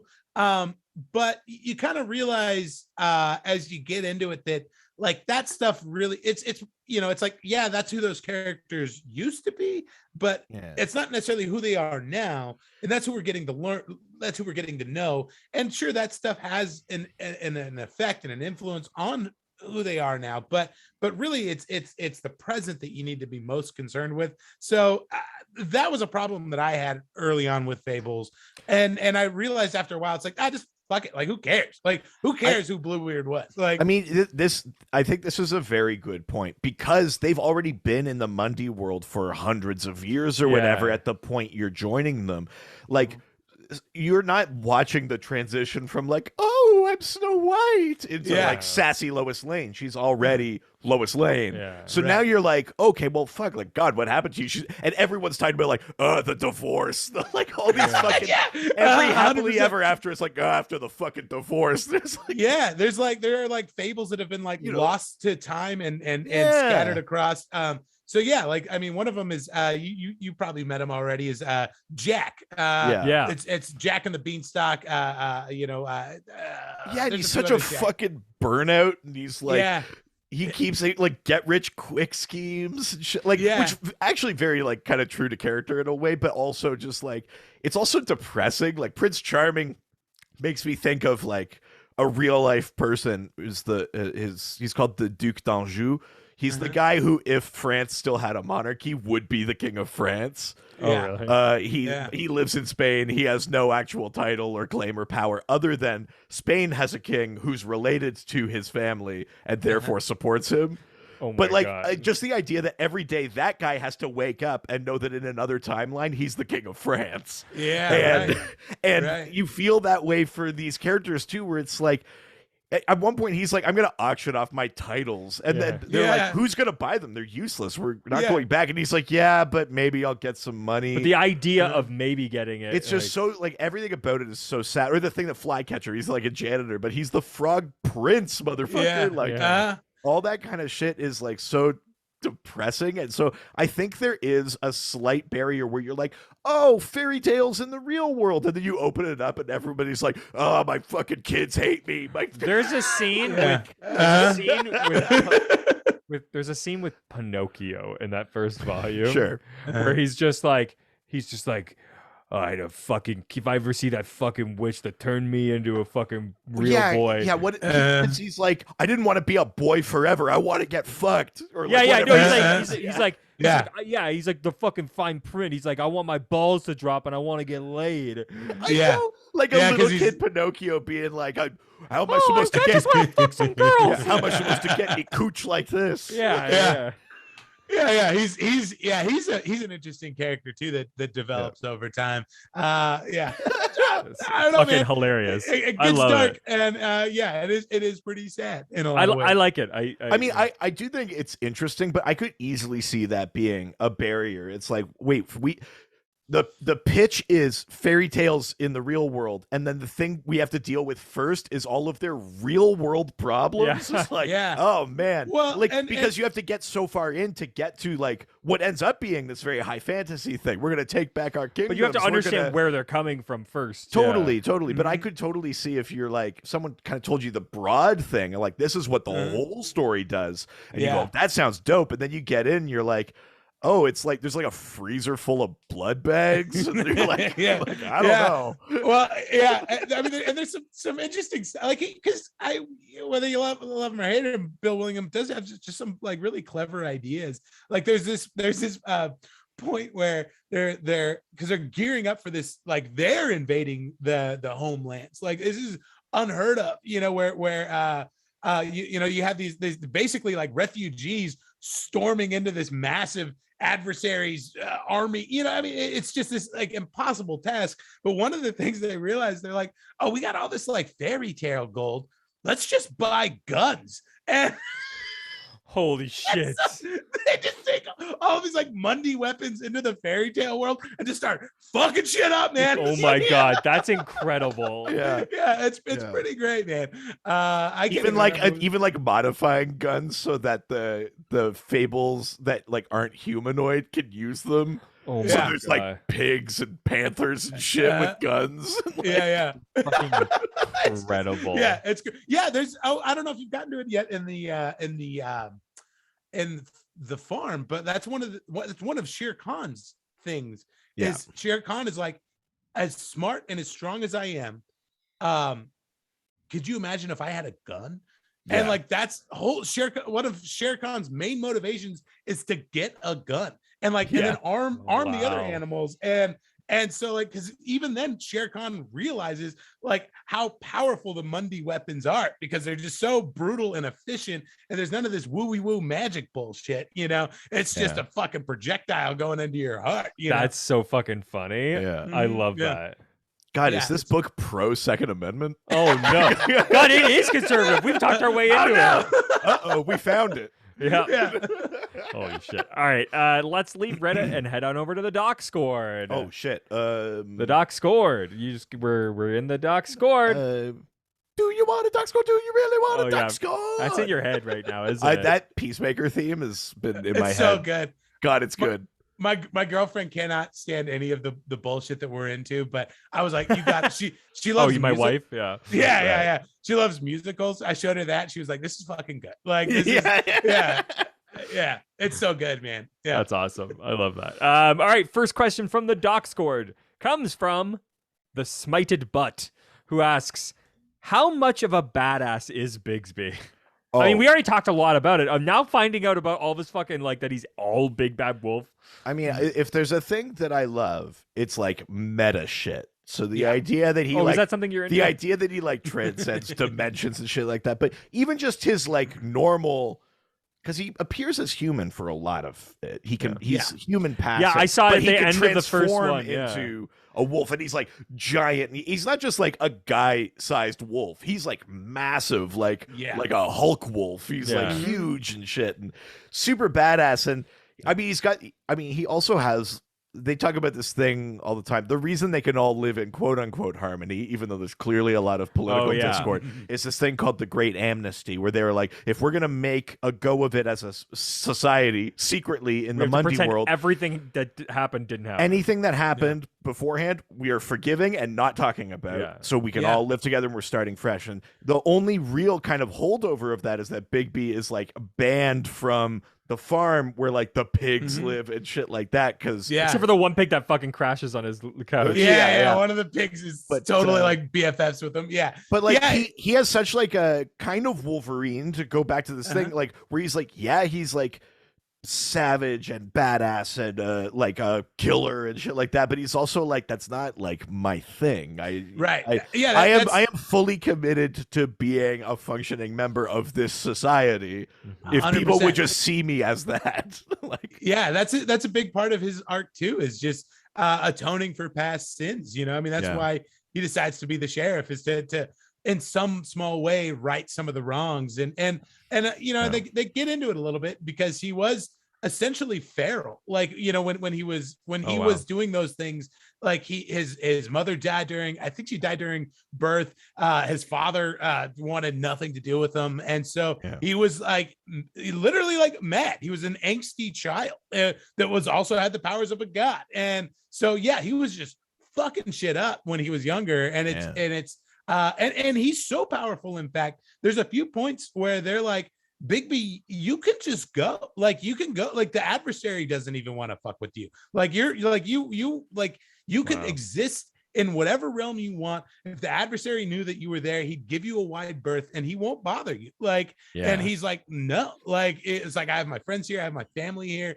Like, fuck off. Like, we're gonna, you know, and so like he couldn't solo the adversary, but he's fast enough and strong enough that the adversary wouldn't even want to waste his time. You know? It's a fucking badass. Yeah, for sure. Yeah, huge badass. Love it. And I'm a sucker for like a grizzled detective who's like, on my day off, like I love that kind of shit. I was one day from retirement. He's got like, he definitely has like that kind of vibe to him, and also like the thing I like in that first volume that is just a little contained like detective story is, and he makes reference to it a bunch, but it's that thing where it's like, oh yeah, we spent like 5 issues on this. I knew right from the get-go something was in this. He's like, I'm a great Yeah. detective. Bet you Did all you- thought I was just a fucking wolf. I can't remember when they explain it. It's a really short thing, but did you get to the part where he explains why he smokes? No. No. To dull his senses because his Right. sense of smell is so overwhelming, and living in a city, it was too much for him. Oh yeah, because when he goes into Red Rose or whatever, Rose Red's house, He can he's- smell that it's her blood. Yeah. He's just but like- he hands the cigarette to Snow White. She's Yeah. like holding a cigarette in that Yeah. scene, so he can like sniff around. Yeah. And, Oh, that's really interesting. Yeah. That part is he's got real Columbo energy. Yeah. That's what it is. 100%, Because he's yeah. not like a Sherlock Holmes where he comes in and he's like, I need you to know I'm smarter than Yeah, you or yeah. anything like. He is the like, just one more thing. Like, yeah. I look at me. What I don't know anything. But all right. One more thing, man. yes. Yeah, he's Columbo. Columbo That's energy. 100% what it is. Fuck. yeah. Yeah, Columbo. Peter Falk for Wolverine. Yeah. There we go. Is he still alive? No. Oh, it's like there's no way. Yeah, he's great. Love Big Big. All right. Next question comes from Cosmic DM, original recipe, Ooh. who asks, does mainline DC have any werewolves or shifters in the same vein as Bigby? Ooh, This is where I you don't come know that alive, baby. one. Yeah, this Oh. is your moment. Yeah, I mean, yes, categorically. There's a werewolf on the Creature Commandos. Oh, yeah. Which is like a team of like universal monsters, basically. It's like right? that movie. What's the movie about It's that? not League of Extraordinary Gentlemen. No. There's a movie in the 80s that's like all the Universal monsters come together. It's like a kid's like a Goonies type. Monster Oh, Squad. really? Monster Squad. Oh, Monster okay. Squad, yeah. Yeah, so there is a werewolf on the Creature Commandos. I can't remember his name, but that's 100% a thing. And like just the idea of lycanthropy and stuff like that. It would be crazy, even if it didn't appear in a comic, it would be crazy to say it's not there. Sure. There are fucking werewolves in Tolkien. So there's werewolves Yeah. in DC. You know what I mean? Right. Like, yeah. Creature Commandos. There. I mean, there's there- werewolves in the Matrix. So there's Oh Yeah. yeah. Thank Um, you, Matrix Reloaded, for that little nugget. But I think like kind of going back to the question though, where there's werewolves in DC, but is there anything like a shape-shifting demigod wolf? Like, you know what I mean? Like, I mean, here there maybe are like animal kind of gods and stuff like that. Like sure. we've established it. Maybe not. I mean, again, it might be in a comic somewhere that there is specifically a wolf one. But yeah. they've established that there are enough other ones. Like Nanaue, King Shark, is descended from a shark god. Oh, right. There's the mother shark that's also in a more recent run of Aquaman. That's well established kind of stuff. There are like totemic animal like pieces of magic. You know, there's Anansi, the spider trickster god from African folklore. Oh, yeah. There's like all of these things are out there. You know, Cobra, the Cobra cult believes in what do they call them? Kali Yuga or something, like the snake god. There's like those things are out there. There's no reason to not, and Dracula is out there canonically or whatever. There's no reason to not believe, even if it isn't explicitly said somewhere. Yeah. There's no reason to think that all of those other things exist, that an actual Frankenstein exists, created by Dr. Frankenstein, you know, and not assume that there is some sort of like lycanthrope out there. And if it's not the wolf man, it's something very akin to, or, you know, like if there are actual vampires, which there are, why would we assume that there isn't the kind of flip side to that? Like Andrew Bennett is iVampire. He's in DC. He's canonically. There's no reason to think there aren't werewolves. And then just even outside of werewolves, are there people that have access to the red and animal powers and can turn into wolves? Can sort of like, you know, shapeshift. I mean, Beast Boy can shapeshift. Animal Man has a sort of like hybrid shapeshifting thing. Other people could just get the powers of things, but like animal powers are out there. Yes, there Mhm. must be, and if it's not in a specific comic, I think it's safe to just assume it's there. For sure. Right. Yeah. Yeah, makes sense. All right, next question comes from Dr. Shitstir, who asks, would Fables have been a better remembered series if it had ended at its natural conclusion, the defeat of Geppetto? Oh no, you got it fucking spoiled. Wait, that's who it is? Yeah, that's the adversary. That's who the adversary. Where do you think that army comes from, baby? Yeah. Geppettophile? He's just carving out little boys. Yeah. There's this pretty like yes, because like it's the golden drilling wood. them? Yeah. He like there's this pretty like upsetting scene where you find out that he's like animating this army. He has like the fucking the good fairy or whatever chained up in a closet, and he's just milking her power to power his like fucking wooden army. Yeah, it's pretty brutal. That's what I was saying. Like that was what I was saying earlier. Jesus. Where it like it's such a satisfying conclusion, and a bit of epilogue would have been great. But then he launches into this whole Mr. Dark storyline, and it's sort of like I think he sort of makes it like this. Geppetto justifies it by like, I knew there were bigger and better powers out there, Right. and that's why I was building this army. And look, now you defeated my army, and you let the bad guy out. Like, you know, and it's it's so yeah. It sounded like a writer who just wanted it to keep going. So Yeah. I mean, especially because from issue 1, we set up the adversary. Yes. You get trades and trades and trades of that, and then once that's done, you just go like, hey, but watch out for that guy. Yeah, and it jump the shark. Yeah, it happens too fast too. Like Yeah. you know, like this story arc wraps up, and then it's just an issue or two, and then we're into this Mr. Dark stuff. Because it feels like you should spend more time with like, now that this is aftermath done, of it, how do we rebuild? It's Yeah. like it's the piece that's still fucking missing from Star Wars. yeah. Where the fuck is the New Republic? It's true. All the like whatever. I know there's like legend stuff or whatever, but like yeah. all the Canonically, other yeah. stuff that's happening with like Disney's Star Wars is all just happening on the fucking fringes. But like, Right. this is the piece no one's addressing. It's the same thing in Fables, which is like you had a way of life where there were these like predators and prey kind of relationships within your own stories. You Right. were forced out. You became one society, and for whatever you had your disagreements and shit, but you became one society, and you had a carte blanche. We forgive everything that happened before. What do you build now? Right.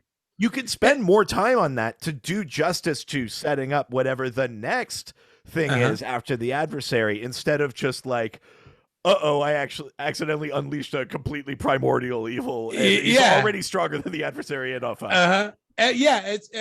I mean, there is I guess maybe a little bit of that, like, because it does afford some exploration of the relationship between Geppetto and Pinocchio, which is cool. You get there's a lot of like father-son themes, like same thing with Bigby and his dad, the North Wind. Is basically like checked out. Like him and all the big four elemental gods are just like, they go to them and they're like, hey, this Mr. Dark guy is really fucking shit up. And Bigby's own dad is like, that sounds like a you problem. Like, you know, and so there is a nice bit of redemption afforded and some catharsis for Bigby through the Mr. Dark storyline. But yeah, overall, like I mean, there's some great character moments, but there are the plotting moments are fucking awful. Like I really was very checked out after the adversary. I was kind of just there to hang out with these characters that I liked, you know. Totally, absolutely. All right, next question comes from Butt Brother Crow, who asks, who would you cast as Bigby in a Fables universe movie or TV series? And what story would you want them to do? Peter Falk. Like,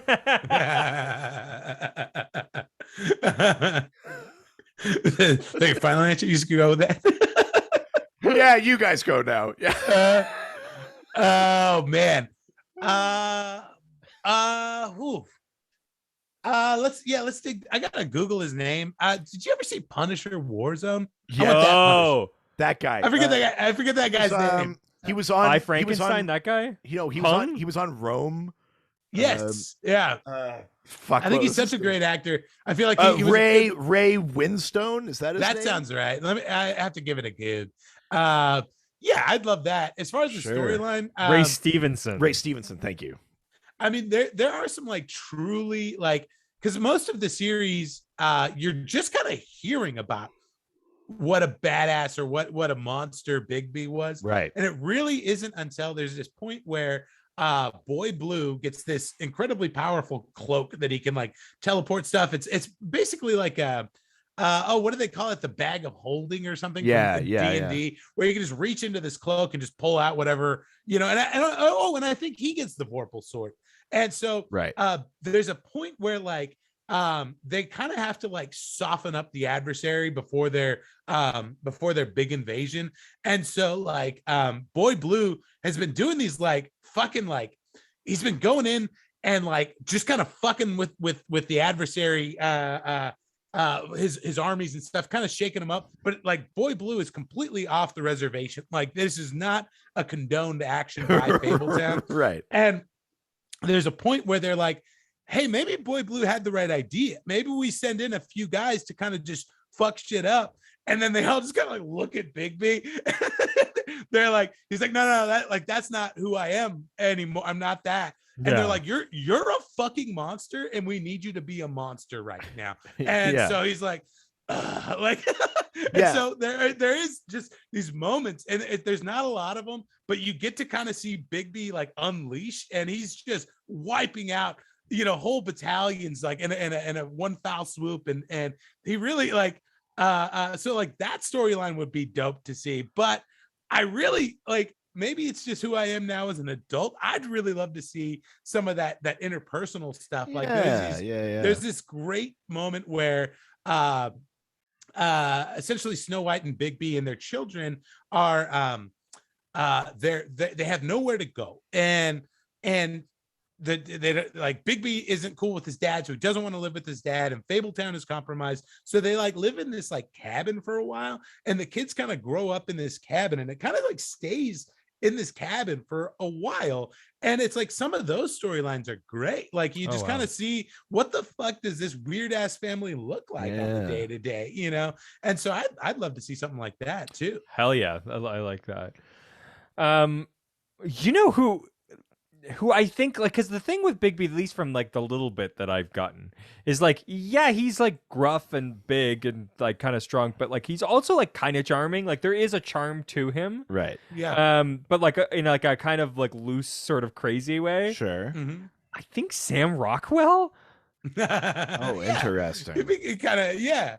He's got like enough of the crazy underneath, right, that like feels like it's always sort of coming about to come out. Mr. Nobody's a really good example of that. Oh yeah, I think like I think he could do it, but I would want to see the just like sort of coming out of virality, like like sort of like maybe even their like escape. Like that would be an interesting story. I was gonna say Tom Hardy, but that was the one that I was thinking of, but he's not charming enough. I like yours better, yeah. Tom Hardy, like I think I'd rather lean on personality than the tough thing. Yeah, exactly. Yeah, for sure. And they're talking about the escape. That's the whole flashback to the keep at the end of the world has got some like real hero moments in it. Hell yeah. Yeah. It's dope. But do you know who else might be good? I don't know the actor's name, but the guy that plays Booker on Star Trek Discovery. Oh yeah. He'd be good. Yeah. I like him. He's great. Very charming and has that kind of like roguish, like I play by my own rules kind of thing going on. Like it's real Han Solo energy. Yeah. Yeah, I guess that's what you're going for. Yeah, you're right. Yeah. Yeah, definitely. I love that. Totally.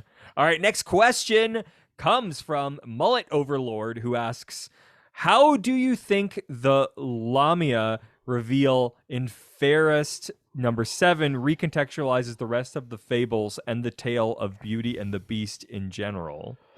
So Fairest is like a spin-off. Yeah, which I don't think, I don't know if any of us have read any of the spin-offs. I don't think I have. I might have to Google that though, because now I'm curious. I want to talk a little bit about Beauty and the Beast while you're looking that up. Yeah. So they set Beauty and the Beast up relatively early. You meet them and the beast is like half transformed. Yeah, he can't And talk he can't talk properly. because his like fangs have grown, but his mouth hasn't. Yes. And essentially what you learn is that his transformation is contingent on beauty, like Loving him? loving him / liking him in the Yes. moment.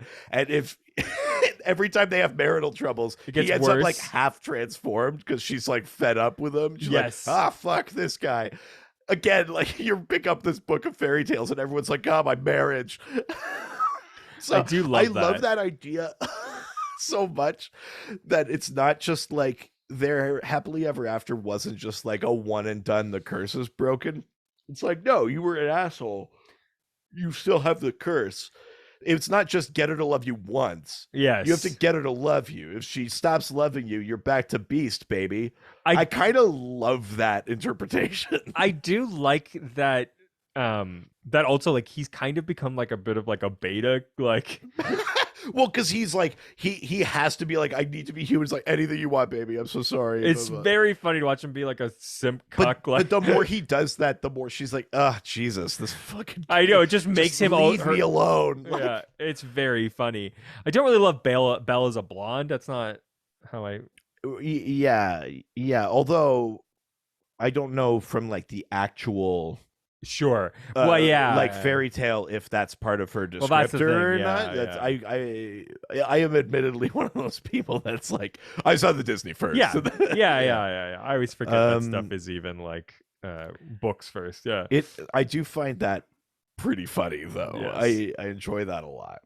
I'm googling it here. I'm not seeing exactly what the reveal was. So I mean, from speak my interest. our Supernatural show, Alamia is like, that's like the kind of like female spirit or monster that like takes babies and children and stuff like that, or maybe drowns them in a river or like does that kind of shit. Oh man, now I'm curious. I like that question though, because I mean, if he's saying it changes his view of the whole series, I'm like, fuck yeah, like let's So cool. Shake it up. Yeah, I like it. Hell yeah. Sounds like a great jumping off point. Totally. I mean, I know there are kind of like spin-off mini series or one shots or things like that. When you were like reading this and following it, were you jumping on any of those, or were you just kind of like sticking down the like? Do you feel like there was ever a point where you were reading and you were like, I feel like there's a jump. I wonder if I should have read this other thing. Yeah, I mean, one of the bigger spinoffs was Jack of Fables, right? And I never connected with Jack, and so I never got into a lot of the spinoffs. There was one really cool one, 1001 Nights, was pretty cool, and they kind of get into some of that because I mean, it's not just like Western fables. It's it's Gilgamesh and like some of the ancient. And you got Sinbad is in there. And so, I mean, so it's kind of cool to like explore some of the nooks and crannies of that universe. But there was just like, I think they really, really wanted Fables to be bigger than it was. And it just, outside of like the mainline story, I just wasn't connecting with a lot of the content that they were throwing out. For sure. I do kind of want to check out Varys now, though. Hell yeah.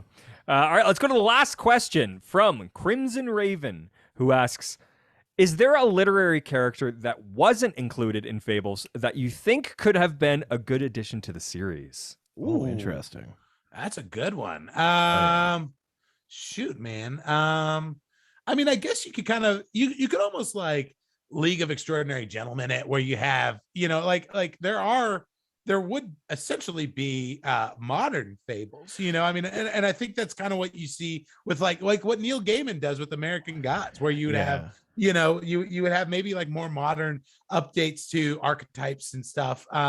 So yeah, I mean, right off the top of my head, I can't think of any, but if I were going to add something, does the series ever kind of define what the limit of a fable is? I mean, like, I know we kind of colloquially understand what's a fairy tale and what's not, but if someone like writes a new book, like, do they get you know, added? You know what I mean? Like, does the book ever kind of deal with that at all? 'Cause that's Like, an interesting if enough people component. believe in Slender Man, does he show up? Like, Right, Is it exactly. Like, Is it a you know, but- Tulpa situation? Yeah. yeah, that's yeah. that's a great question. And to my knowledge, I don't think that they do. Right. And yeah, I mean, you could easily make that. Yeah, like, you know, the whole Tulpa thing. You have a bunch of Five Nights at Right. Freddy characters. You have fucking Sonic.exe running around. Like, what does this end? You know, like It does. you know, It does and so- become Ready Player One at a certain point. Yeah. Yeah, I mean, as a writer, that really makes a messy thing. I can totally understand why they don't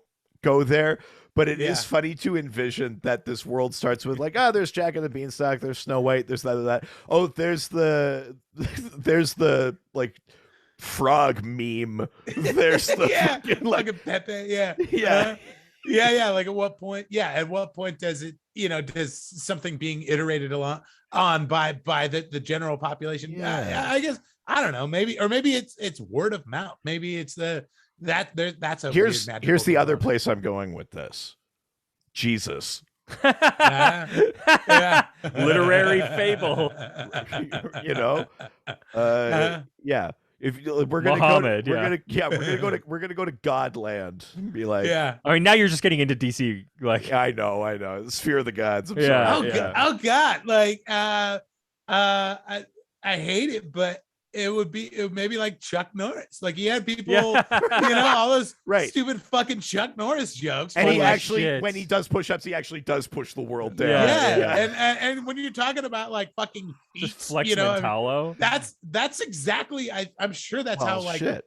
Hercules, you know, I mean that's essentially how you got the 7 feats of Hercules, was people fucking dicking around about jokes, and arguably Chuck Norris has done more than that. So Well, if you're and yeah, this, I think it's, for me, again, I think I intuitively understand it, but the line between like folktale and mythology can be really blurry. Like, right, if you think of like the story of Romulus and Remus, and they're raised by wolves, and Romulus stands on the Palatine Hill and founds Rome, and he kills Remus and stuff like that. Like, that kind of straddles the line for me, because it's like a little bit history, a little bit rock and roll, a little bit legend, a little bit elevation to kind of God, you know, like deity and that. right. So I don't even necessarily want the book to explain it to me, but I was just curious if the book was like, and just so we're all on the same page, this is the end of where a fairy tale is. Yeah.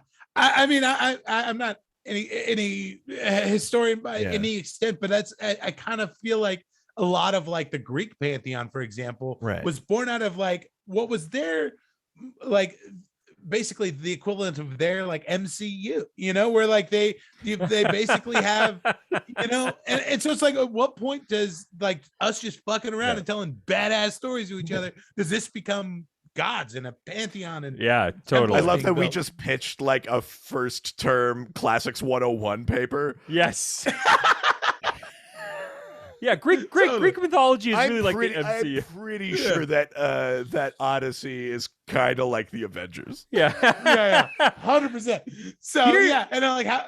Oh, go ahead. I'm sorry. I was just gonna say, here's the thing on the side of the like, where does the limit of what you include as part of these fables? Yeah. We have seen an exact interpretation of this exact thing, which is that fucking TV show Once Upon a Time. Yeah. Where they started bringing in like Elsa and well, like I mean, Anna. that's the one where it's like Disney's like, fuck, what do we own? They're like, it's literally that. Like, it's literally like, what if you put all these like classic fairy tales together and then added in fucking everything else that Disney owns? Right. Yeah. I'm sure Bill Willingham was pissed. Like, I mean, that's essentially his idea. It's totally his idea. And God bless Disney, man. I mean, they got the fucking rights to do it. Like, I'd probably do it too. I'm like, it's a good idea. Yeah. Here, so a character that I would have loved to see included that I think would fit within this, but because here's one of the types of characters that is sort of missing is because of this sort of like we forgot our past thing and like we have to try to be all new people. You're not really getting scary characters. Like I would love to see the inclusion of some characters that like innately couldn't like not be scary, like the Headless Horseman or something like that. Mm-hmm. Oh, see, that's that feels like it fits. right? Like, Yeah. Ichabod Crane, that kind of yeah, that definitely feels Even- like it fits. Even that era, like you get into like fucking Sherlock Holmes and like I mean, you get into some of that kind of stuff, and it's like kind of a fable, I guess. Kind of, yeah. Right, yeah. Have to. I mean, I'm sure there's some sort of like a literary formula, like the character has to do this and they have to do, there's probably some kind of a structure, and there probably has to Totally. be some sort of like spoken word history behind it, and so And it has to but I come from guess, I'm gonna go Germany. Sherlock Holmes. Yeah. I guess the thing is it can't be at all even vaguely historical. yeah, Right? That's the thing with Right. these fairy tales is maybe they're set during a time, but it's not like, well, there was a real Snow White, but it's just this is what really happened to her. Totally. There's no, it's not like Jesus where Yeah. it's like there was a guy and then it got way too carried away. Yeah. Like it's like did it? it's not Yeah. so you couldn't use like King Arthur where there's like a vague even historical basis for it because the legend grew him, right?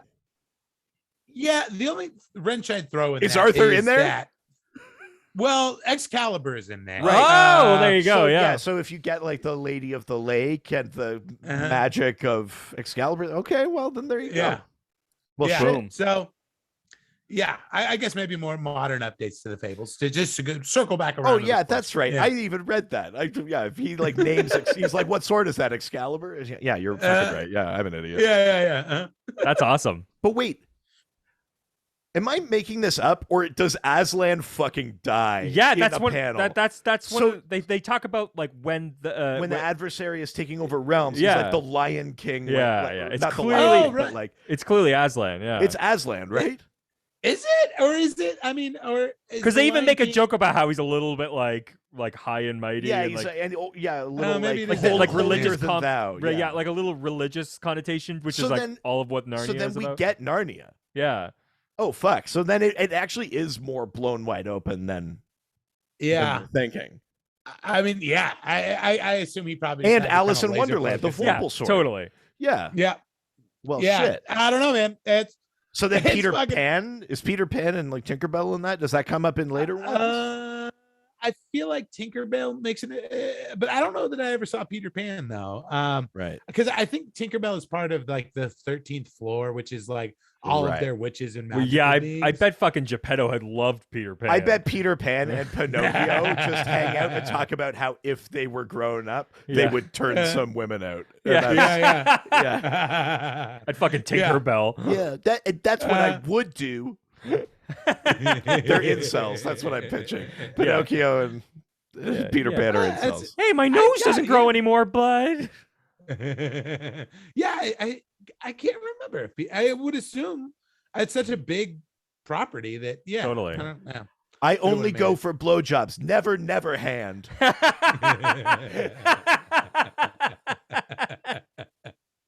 Wait, so that is hand then?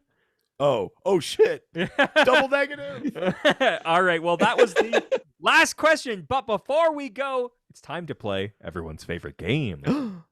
Can you guess the name of the character based on who someone who does not read comic books can describe that character to us? If you don't know how this game works, I send a photo of a DC character to my wife who does not read comic books, nor does she care for them. She very confusingly describes what she sees, sends back 4 clues. The doctor does not know. Neither does our guest. Are you ready to play the game? Yeah, and this will be a DC character. Just to Yes. It's not like Okay. a Fables edition. This is No, just- Yeah, it's not. yeah. It's not. It's not. But I was nice. Right. We're Okay. not going too insane. Okay. Yeah. It's within a realm of a character that I would say that I knew that Dave has read. Okay. Okay, all right, yeah, fair enough. So that'll help you narrow a little bit. Sure. Yeah. That being said, this is always an insanely difficult task, and no one ever. Yeah, can because the win. clues aren't necessarily helpful. They're just based Yeah, on a okay. single image. Yeah. Yeah, it's my wife looking at a thing and not knowing what it is. Yeah. Sure. Okay. Okay. Let's So do it. the first of 4 clues. The first clue doesn't need sleeves, but needs wrist accessories. Okay. It sounds like a riddle. Yeah. Yeah. Oh God. Some kind of maybe like a martial artist or a bruiser. Okay. Right. Mhm. But doesn't need sleeves. Needs oh who let me think here. Who's who does Batman fight that has no sleeves? Is it How's Bronze it- Tiger? No, not Bronze Tiger. Okay. Do you want the next clue? Yeah, hit me Sure. with that next clue. Yeah, let's do Okay. it. Okay. Next clue. Tiny rage head. Ooh. Oh, oh, is it Bane? Is it Bane? Ooh, no, but Oh, you're heading down the right path. okay. Like Is it- big bruiser. Amygdala? No. Do you want the third clue? Yeah, I do. Yeah. Yeah, let's do it. Third clue. Only a face a mother could love. Huh. Okay. So he's a I real mean- fuggo. Yeah. Yeah. Is it Doomsday? Is it No. Okay. Let's see. Only a face a mother. You're getting there, Dave, though. You are. Yeah. Shit. So we've got Is yeah, go ahead. I was gonna say, Gorilla Grodd. Is that or No, who's the no, not the gorilla guy? Okay. No. So doesn't need sleeves, but needs wrist accessories. Tiny rage head and a face only a mother could love. Do you want the final clue, Doc? Is it? I mean, it's not Grundy. No. Good guess though. Grundy's a good guess though. Yeah. Damage? No. Yeah, I you're think saying- I want a final clue. I think. Totally. Final Yeah, clue. okay. White Hulk. White Hulk. Oh, I feel like I should know this. So doesn't need sleeves, but needs wrist accessories. Tiny rage head, only a face a mother could love, and White Hulk. God, do you think like your listeners are just screaming at us right Typically now? they are. Every time. Every single time. Every we say time? this. Fuck, man. Like, well, you'll get on the podcast. it, Hey, you do one of these, man. Is it Ace? No. Oh man. And you were saying it would because I told you the DC that I've read. Yes. So it's DC. Okay. It's So it's a villain of one of the big two. I will tell you that. Okay. So we're not like in Blue Beetle territory. No. Yeah. Of the big two. So it's got to be a Superman villain. Parasite? No. White, hulking, sleeveless, ugly. Oh. Is it Lobo? No. Oh, fuck. Oh, Lobo was a great fucking guess. Yeah. Are you sure it's not Lobo? No, you know what? No, I checked my record. Yeah, You're wrong. I'm wrong. check it again, yeah. Heart. Doctor, are you giving up? Just a sec. This is always my favorite part.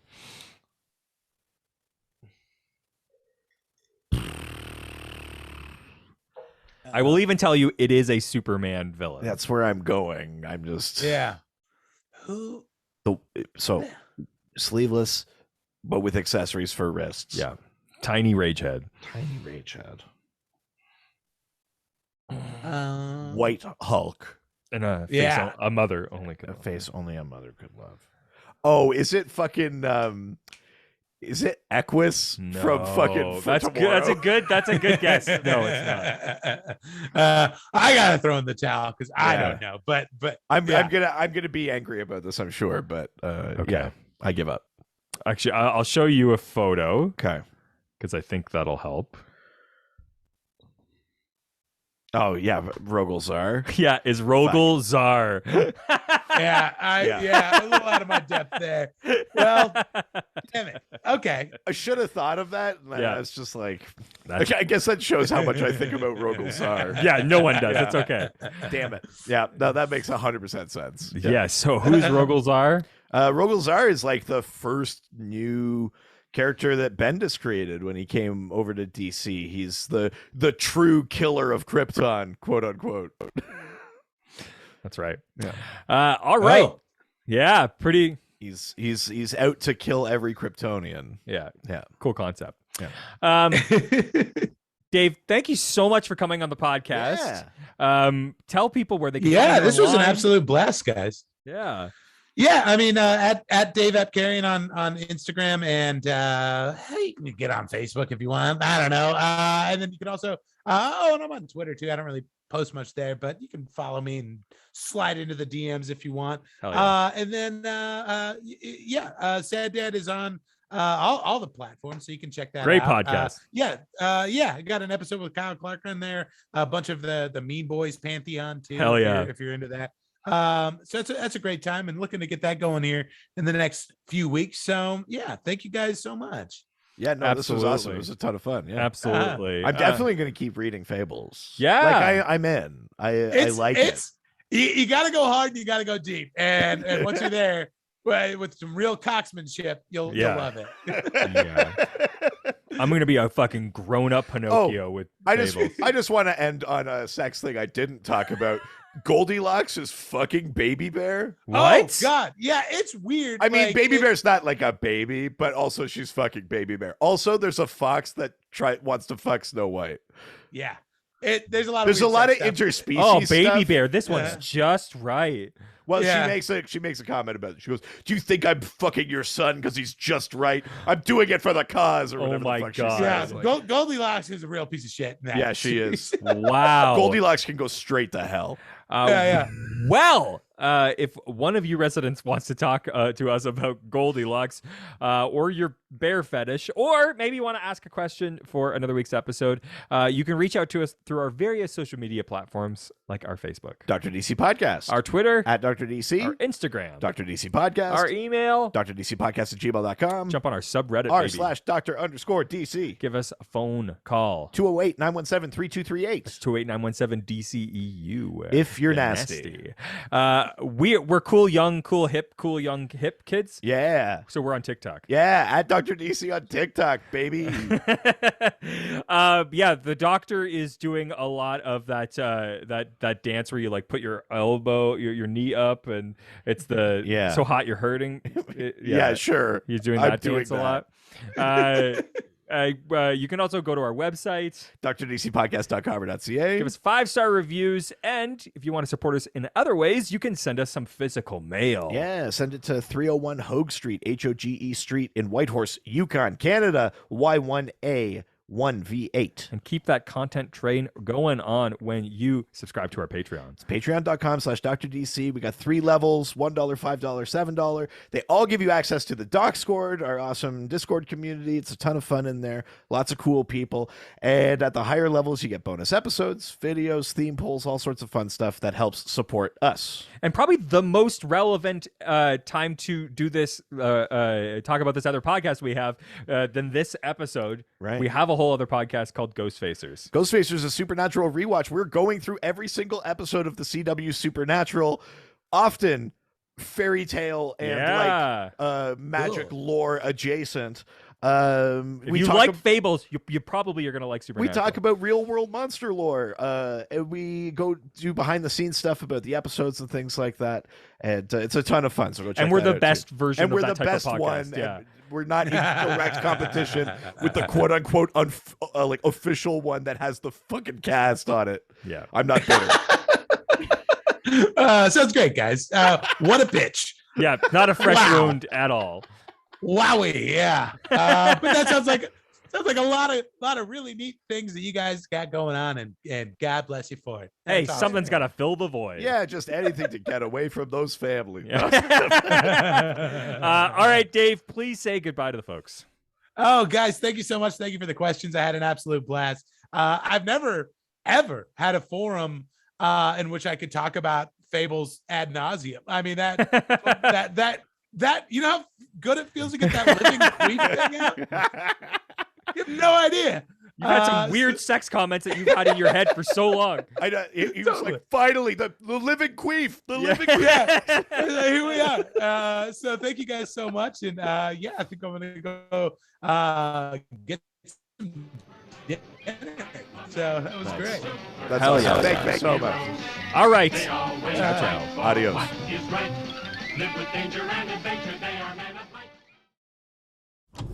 This was a Brain Freeze podcast.